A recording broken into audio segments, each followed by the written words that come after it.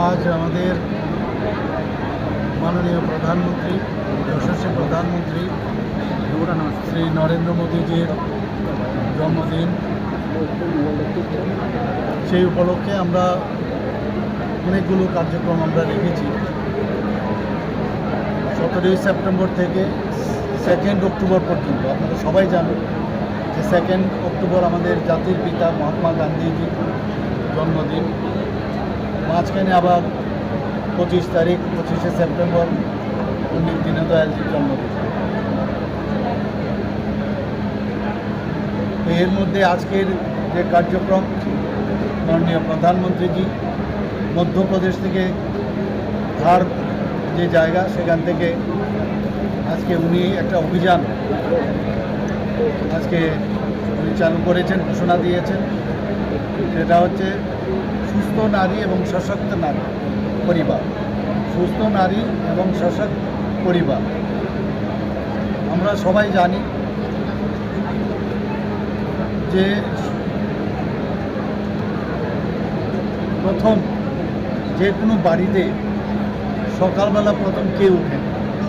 প্রথমে আমার মা বা আমাদের নারীরা প্রথম ব্যক্তি যিনি সকালবেলা ওঠেন। সবাই খাওয়ার পরে শেষ পর্যন্ত কে খান? আমাদের নারীরা, আমাদের মারা খান, বোনেরা খান। যেখানে ঘরের ভিতরে আমরা যখন দেখি যে বিভিন্ন যেসব সমস্যা হয়, সবচেয়ে বেশি নারীরা কিন্তু সেই জায়গার মধ্যে প্রথমে ওনারা কিন্তু মুখে দাঁড়ান এবং কিভাবে সমস্যার সমাধান হবে তারাই এই কথাটা সবসময় আমরা দেখি, ওনারা এই কথাটা বলেন। এবং আমাদের যে মারা আছেন আমাদের বাড়িতে, তাদের যদি কোনো কারণে স্বাস্থ্যের সমস্যা হয়, তাহলে দেখা যায় পুরো ফ্যামিলির মধ্যে একটা অস্বাস্থ্যের পরিবেশ সৃষ্টি হয়। মাননীয় প্রধানমন্ত্রীজি এই কারণেই এই যে সুস্থ নারী এবং সুস্থ পরিবার, সশক্ত পরিবার, সেটার একটা নারা উনি দিয়েছেন। সেটাকে সামনে রেখে আজকে সারা ভারতবর্ষের মধ্যে সরকারি স্তরে এবং বিভিন্ন বেসরকারি পর্যায়েও বিভিন্ন কার্যক্রম আজকের থেকে শুরু হয়েছে এবং সেটা 2 অক্টোবর পর্যন্ত চলবে। আজকে এখানে স্বাস্থ্যের, নারীদের যদি স্বাস্থ্য সুরক্ষা থাকে, তাহলে যেমন ওনার পরিবারের মধ্যেও, আমাদের প্রতিটি পরিবারের মধ্যে যেমন মানে সশক্ত পরিবার হবে, আমাদের রাজ্যেরও কিন্তু, আমাদের গ্রামেরও সেখানে কিন্তু সশক্ত গ্রাম এবং সশক্ত রাজ্য, সশক্ত ভারত হবে। এবং সেটা কি করে সম্ভব? আমরা সবাই জানি যে এত পরিশ্রমের পরেও আমাদের মায়েরা, বোনেরা, তারা অনেক সময় নিজের স্বাস্থ্য সম্পর্কে সচেতন থাকে। এখানে একটু আগে মাননীয় প্রধানমন্ত্রীজি বিভিন্ন বিষয়ে এখানে আলোচনা করেছেন। বিশেষ করে আপনারা দেখেছেন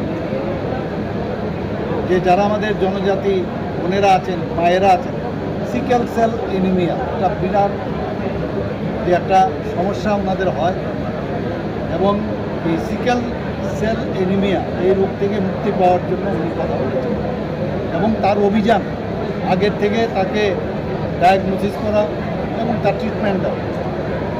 শুধু তাই নয়, উনি বলেছেন অনেক সময় মায়েদের দেখা যায়, বোনেদের দেখা যায়, নারীদের দেখা যায় তাদের ব্রেস্ট ক্যান্সার হয়, সার্ভাইকেল ক্যান্সার হয়, ওরাল ক্যান্সার হয়। বিভিন্ন স্ক্রিনিং করার জন্য অবশ্যই যেন ওনারা দেখেন। আমরা দেখেছি উনি এই কথাটাও বলেছেন যে আমাদের মায়েরা, বোনেরা এবং আমাদের মহিলাদের অনেক সময় দেখা যায় যে রক্ত স্বল্পতায় ওনারা ভোগেন। তো অ্যানিমিয়ার থেকে আগের থেকে যদি ডায়াগনোসিস হয়, প্রতিটা আমাদের সমস্ত কেন্দ্রে, আজকে আমরা আগরতলা গভর্নমেন্ট মেডিকেল কলেজে এখানে শুরু করেছি, সেখান থেকে শুরু করে আরোগ্য মন্দির পর্যন্ত, পিএসসি পর্যন্ত, আরবান পিএসসি, রুরাল যে পিএসসিগুলো আছে সেখানে, কমিউনিটি হেলথ সেন্টার, সব জায়গায় এই ক্যাম্পগুলো চলবে এবং সেটা 2 অক্টোবর পর্যন্ত এই ক্যাম্প চলবে। এবং এই শুধু 2 অক্টোবর না, তারপরেও এই যে বিষয়গুলো এখন একটা মানে ফার্স্ট মুভমেন্ট দেওয়া হচ্ছে যাতে করে এই বিষয়ে সবাই জানে।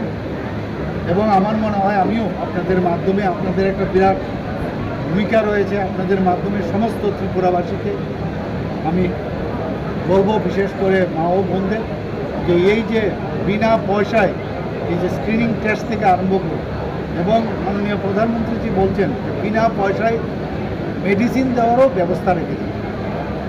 এবং এই বিষয়গুলো আজকে আমি আপনাদের মাধ্যমে বলবো যে এই যে অভিযান আজকে চলছে সেটা যেন সর্বাত্মক সফল হয়, সে আহ্বান রাখবো। আর পাশাপাশি আমি আমাদের যশস্বী প্রধানমন্ত্রী নরেন্দ্র মোদীজি, ওনার আমি ত্রিপুরা সুন্দরী মায়ের কাছে আমি আহ্বান করব, ওনার কাছে আমি আশীর্বাদ চাইব যে উনি যেন আরও যুগে যুগে আরও ওনার দীর্ঘায়ু কামনা করি, সে আহ্বান রেখে আপনাদের সামনে আমি আমার